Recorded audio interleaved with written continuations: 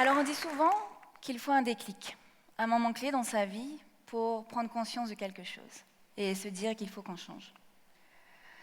Mon premier déclic, je l'ai eu à l'âge de 11 ans. Je suis née et j'ai grandi à Tahiti, mais je faisais beaucoup d'allers-retours avec mon île maternelle, Rurutu. Autant vous dire que j'ai été choyée parce que j'ai été élevée dans un environnement particulièrement sain, où la nature était omniprésente et où cet esprit communautaire, cet esprit de famille m'a suivie tout au long. Une chose que j'aimais beaucoup faire depuis petite, c'est de regarder des documentaires. C'était une façon pour moi de me cultiver. C'était une façon pour moi de voir le monde au travers de ces belles images, de ces beaux paysages. Mais à l'âge de 11 ans, je suis tombée sur un documentaire bien différent de ceux que j'avais l'habitude de voir. Vous le connaissez peut-être, il s'agit d'Une vérité qui dérange, de Al Gore. Et ce que ce documentaire a fait, c'est qu'il a mis en lien toutes les actions de l'homme ces dernières décennies par rapport aux catastrophes naturelles qui étaient en train d'arriver et qui arriveront. Alors moi, à ce moment-là, dans mon petit cocon tout douillet, je me suis mise à réfléchir. Ça m'a fait prendre conscience d'énormément de choses et ça m'a surtout fait prendre conscience de la responsabilité que j'avais, malgré mon jeune âge. Et je pense qu'en y réfléchissant, c'est d'ailleurs cet élément-là qui a fait que je me suis dit, plus tard, j'allais vraiment essayer de faire tout ce qui était en mon pouvoir pour améliorer les choses à mon échelle.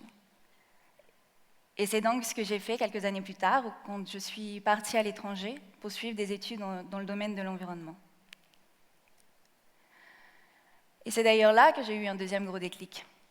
Parce qu'à ce moment, dans le cadre de mes études, il fallait que je fasse un lien entre une certaine famille de composés chimiques et l'impact que cela pouvait avoir sur le système endocrinien de l'homme et de la femme. Donc, en relation avec les systèmes d'organes qui étaient responsables de réguler les hormones. Et en fait, parallèlement à ça, je commençais à me poser des questions par rapport à mon corps, par rapport à la relation que j'avais avec lui, par rapport à comment je me sentais au quotidien.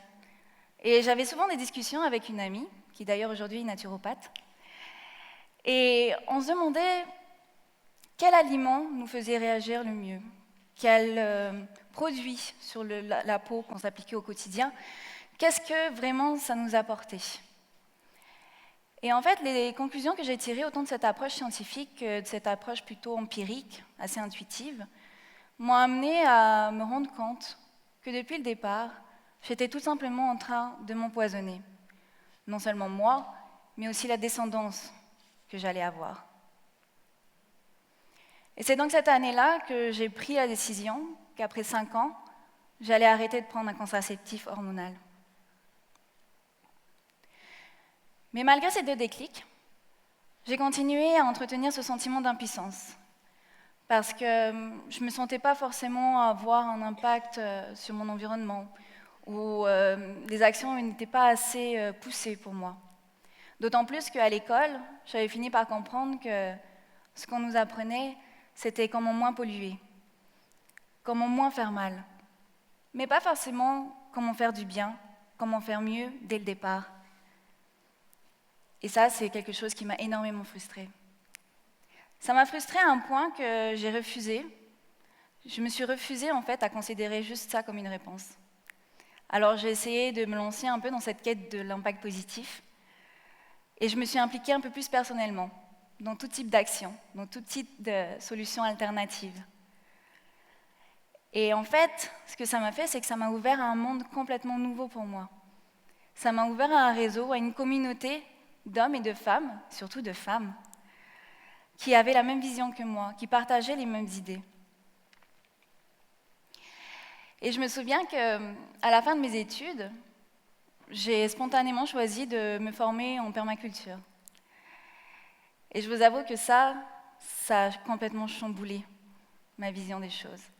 Et même ça a confirmé ce pourquoi j'étais en train de lutter.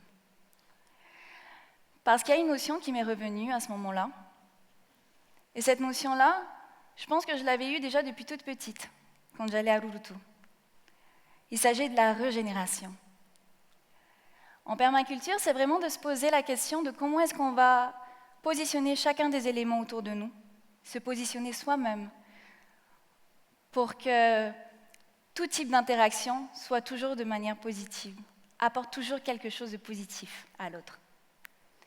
Alors cette notion de régénération, ça m'a juste apporté cet élément de réponse que je cherchais depuis le départ, de me dire que si, c'est possible.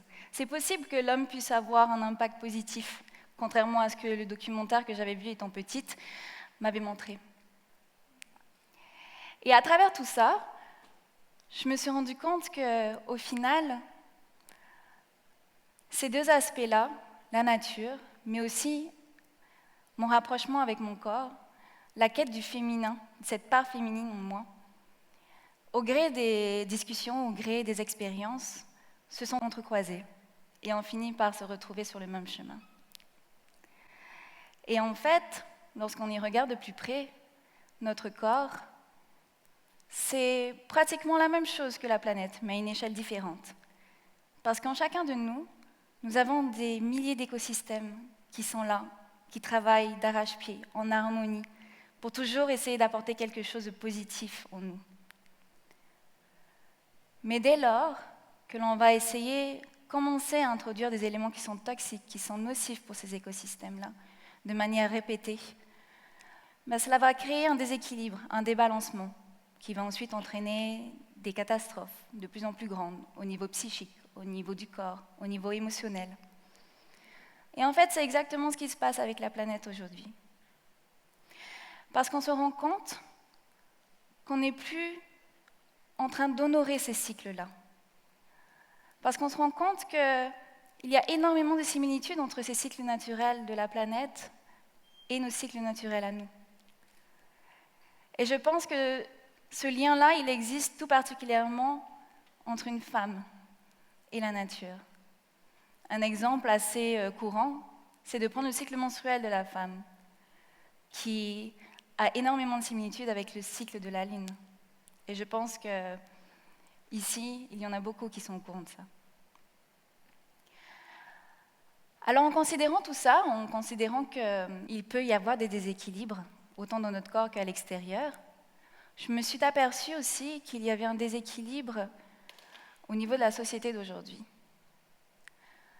C'est-à-dire que moi, on m'a appris au final à voir le monde sous la loupe d'une énergie assez masculine, qui met en avant la performance, qui met en avant l'atteinte de résultats, d'objectifs, qui met en avant l'action, toujours produire, toujours courir, toujours consommer, plus et encore, à l'infini.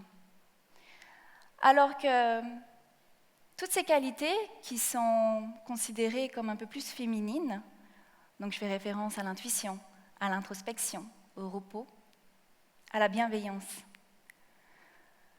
Je sais que je les avais au fond de moi, mais on m'avait indirectement fait comprendre que ce n'est pas ça qui allait te donner une vie, ou c'est pas ça qui va t'aider à réussir dans ta vie professionnelle.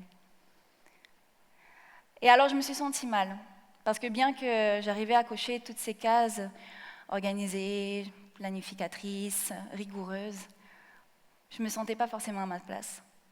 J'aspirais à quelque chose de beaucoup plus haut que tout ça, de beaucoup plus profond.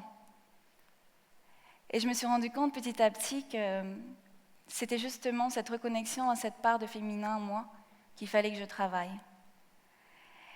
Et sans m'en rendre compte, c'est ce que j'ai essayé de faire.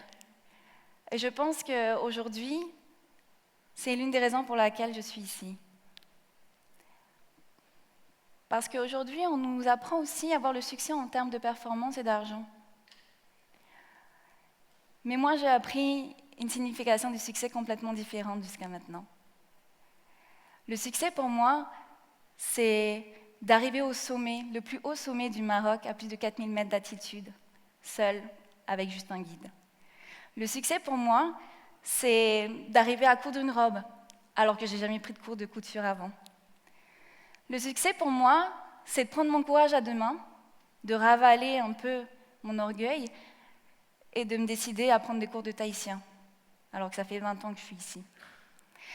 Le succès pour moi, c'est d'être devant vous aujourd'hui, malgré que je sois quelqu'un d'assez introverti, et de vous partager le message que j'ai envie de vous dire. Alors aujourd'hui, je suis convaincue qu'on a besoin d'élever cette part de féminin en nous. On a besoin d'élever la femme aujourd'hui pour pouvoir élever la planète, pour pouvoir la guérir. Parce que je pense intimement que c'est cette part de féminité qui m'a aidée à guérir tous mes maux, que ce soit psychique ou physique. Aujourd'hui, tout le monde se demande qu'il nous faut un nouveau paradigme pour sauver l'humanité, la planète. Alors j'aimerais juste terminer sur ceci en vous posant une question. Pensez-vous pas qu'il faudrait peut-être songer à un paradigme déjà plus féminin? Je vous remercie.